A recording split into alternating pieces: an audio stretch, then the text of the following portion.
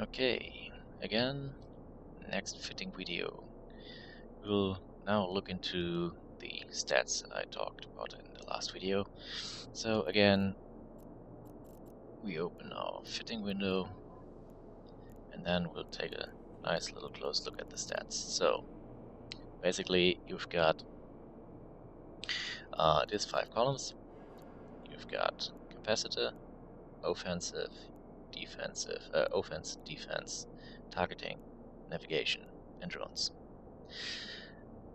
Capacitor basically shows you how much capacitor you have, how much time it would take to fill it from zero, how much capacitor is used if all the modules are running. This is always, if you don't simulate something, this is always the all modules are running value, and the percentage of cap that will be left.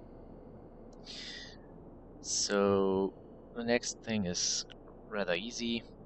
You've got the offense value, which is basically the amalgamation of all your offensive stuff. You can see this 770 DPS come from 294 DPS from the missiles and 467 from the drones. This is rather interesting, especially for let's say the gunboats, like if you have, I don't know, an Eagle or Macarial or Tornado. So this is the Alpha Strike damage. The Alpha Strike damage means what damage you would do if all your guns would hit simultaneously. Very interesting for bigger fleet fights, so you can see, okay, how much initial DPS will I bring out, or how much initial damage would be better. It's not DPS, it's not the damage per second, it's the initial damage would come out. So it is basically used as a big hammer to put in the nail. Next thing is the defense, which is, as you can see, a little bit more complex. So what we got here? We got our effective health points, we've got shield value, armor value, hull value, and the active shield defense. So in this case, the passive shield recharge. Passive shield recharge is that what every ship has. Every ship has a shield, every ship has a passive shield recharge. As you can see, you also have the capability for a shield boost, so I don't have a shield boost module fitted, so there my value is no module fitted, so it is 0. Same thing for hull and for armor repair. Go for it. So this tells us 68 HP per second. Rather good. Because you can see I can fill up the 10,875 HP within 395 seconds. That is pretty fast, because if you can see, we can go for... almost made a mistake. We can go for our basic value, so I will put out the helping. So, basic value almost... really pretty much doubled it. Even more than double the time. This also has a very significant value because there's something shields and capacitor have in common.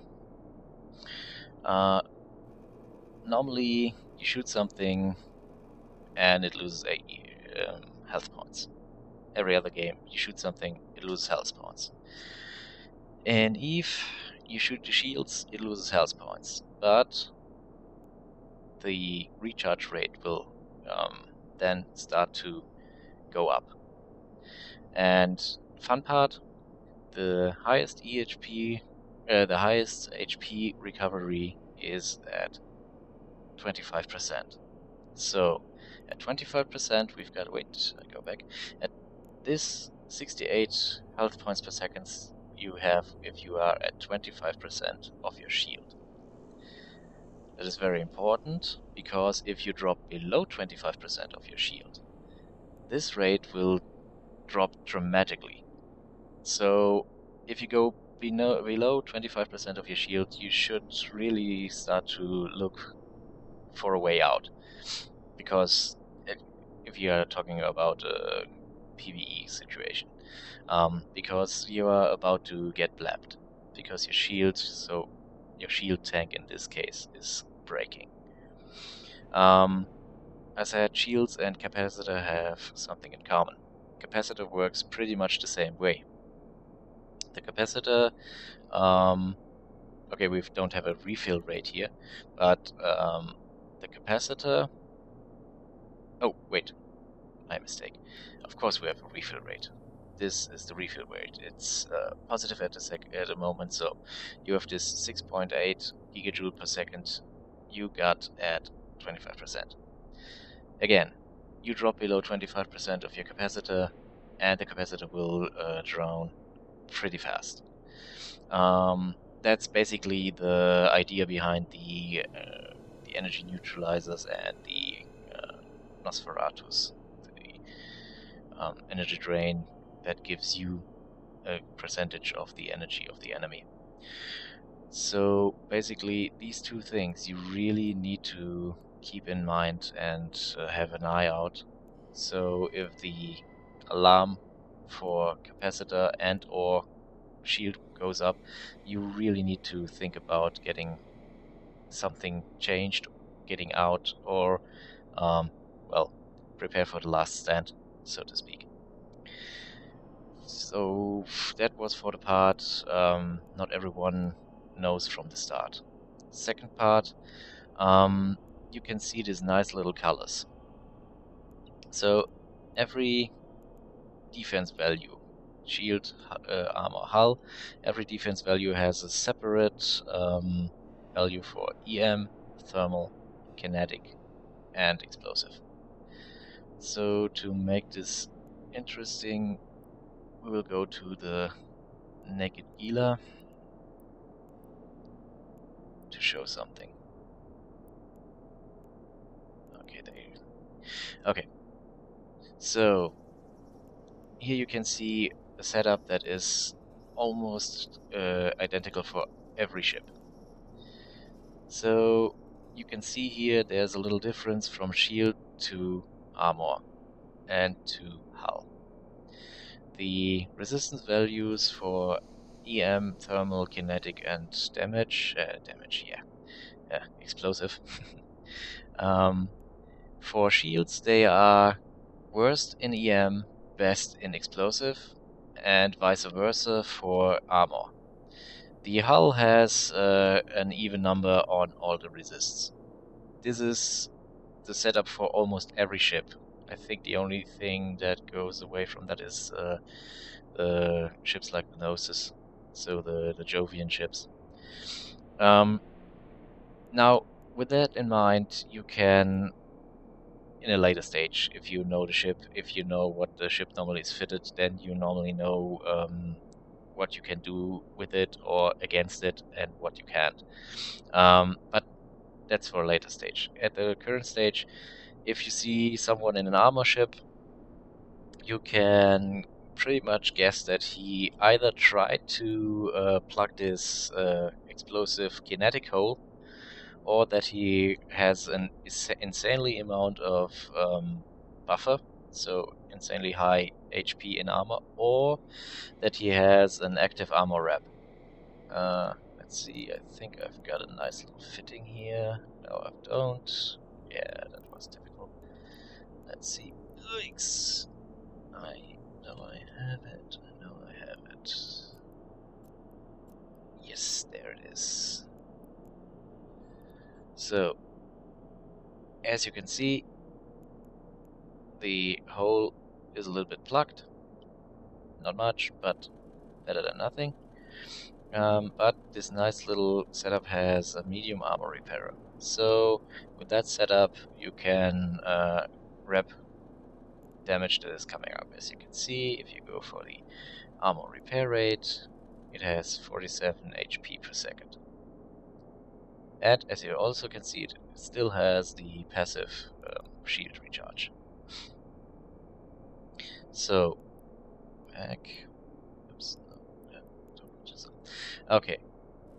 So basically, keep in mind if you have a ship and you want to go for a specific tank, always remember shields, biggest problem, EM, second biggest in thermal, armor, biggest problem in explosive, second biggest in kinetic.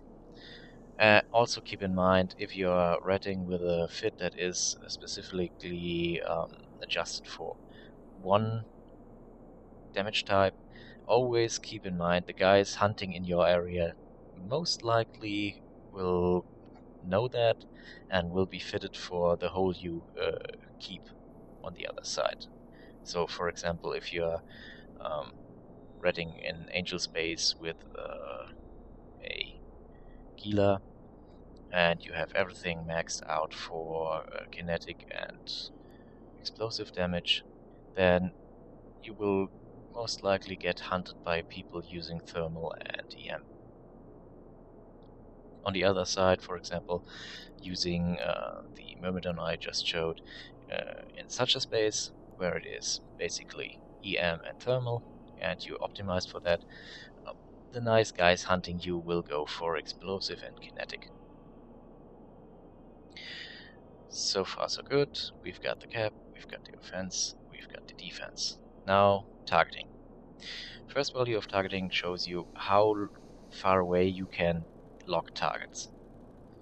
Then you've got your sensor strength, your scan resolution, the signature radius, and the amounts of targets. Easiest part in this quad combo is amounts of targets. Amounts of targets tells you how many targets the ship can handle simultaneously. So for this here, 7 targets. The next thing is the sensor strength. Also pretty easy to explain. That is the let's say that is the wall that has to be crumbled by someone that wants to block your sensor. The higher this number is, the harder it is for someone to block the sensor and to annihilate your targeting. So every time someone uses the ECM, the electronic countermeasures, and is successful, all the targets you have locked, you lose, and from that point on, you can't actively fight them. If you have drones that aggress them before that, they will still aggress him, but you can't do it actively. Now comes the, let's call them twins. So scan resolution and signature radius are a little bit like the diametrical opposites. So the higher the scan resolution, the faster you can lock something, and the lower the signature radius, the harder it is for someone to lock you. Let's put it a little bit like this. If you remember good old westerns, you have to count to 10, turn around, and then try to hit something. If that something that you want to hit is, I don't know, 10 meters high, and you are 10 meters away, you will most likely hit it. If that something you want to hit is just 10 centimeters high and you are 10 meters away, well, good luck with that. Next part, scan resolution. I say diametrically opposite because scan resolution works in the other way. So, for example, you've got, I don't know, a square of 5 to 5 meters, and you want to detect something within that 5 to 5 meters, and that is, I don't know, 50 centimeters big. And you have a magnifier that has a resolution of, I don't know, let's say 50 centimeters. So you go for, okay, this 50, this 50, this 50, this 50, this 50. So you go the square around and do that till you find the target. So Now imagine the same thing, not with a magnifier that has a diameter of 50 centimeters, but a magnifier that has a diameter of 1 meter. So you just have to do this 5 times. Bam, bam, bam. Oh, there it is. So that's the reason why I say this is the scan resolution bigger and the signature rate is smaller. Because if you have to find, I don't know, an elephant in a 5 to 5 meter square, it's pretty easy. But if you have to find an ant in a 5 to 5 meter square, well, again, good luck with that. Next part, navigation. First value of the navigation is your base speed. So in this case, 243 meters per second. That can be increased by the afterburner or any propulsion mod. And the velocity itself doesn't do much problematic things, but some of the sub values of your ship. So for example, here you've got the mass of your ship, here you've got the inertia modifier, so how inert, how slow to turn your ship is. Here you've got the ship warp speed, and here you've got the align time. So, as I said, speed itself doesn't really do that much difference. But for example, if you can see, at the moment I've got a little under 6-second align time. So now I'm activating the afterburner and whoops. Oh, look, it went up to 9 seconds. And if I turn it on and off again, you will see why. Because this little thingy is a value brought to you by the inertia modifier and your mass. And as you can see, the mass increases dramatically if the speed increases. Also, you have modules that can reduce the inertia modifier, and by that you can improve the align time. So if you have a bigger mass, it will take longer time to turn around. So for example, if you try to stop a freight train, you will have a really hard time compared to if you try to stop, I don't know, the railway inspection car. So big masses with high speeds, bad for your stopping. Next, what we're looking at is the warp speed. That's pretty easy and quick to explain. It's basically the speed when you are warping, the speed, the astrometrical units you are doing per second. Normally, the bigger the ship, the shittier the warp speed, going down to, I think, 1 AU and below for Capitals and Titans. Last but not least, now we've got the drones. This is a stat that doesn't always come with the ship. For example, most smaller ships, so below cruiser size, normally don't have drones. For exception of things like the Tristan. So this value is really just useful for ships that actually have drone hangar, drone bay, and the bandwidth to use drones. Basically, it's a little bit like the subdirectory for the offensive. It shows you how much DPS your drones are doing. It shows you how much bandwidth you've got, so you know how many drones you can use.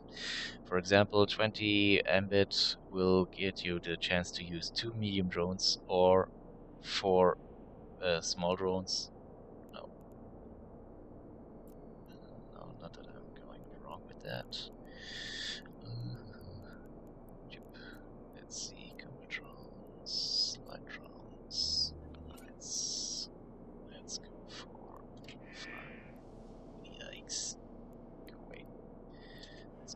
5. So, okay, 5. No, not 4.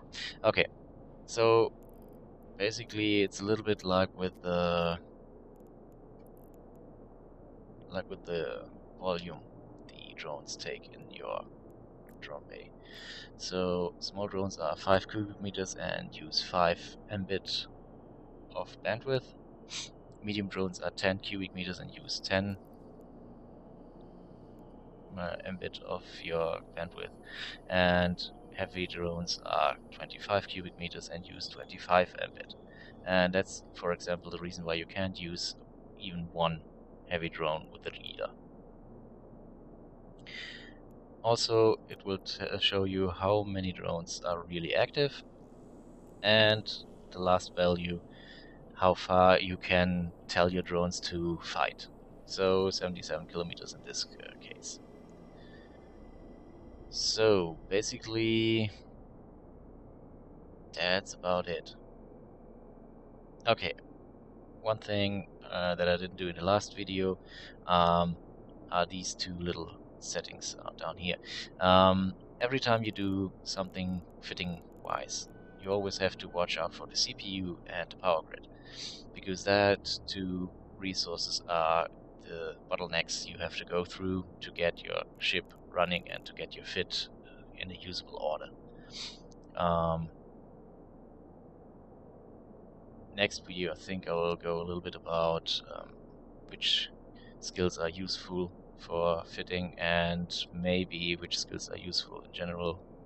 Maybe go for the Magic 14, but I have to look into that. So enough of that for today, and have a nice day and fly safe.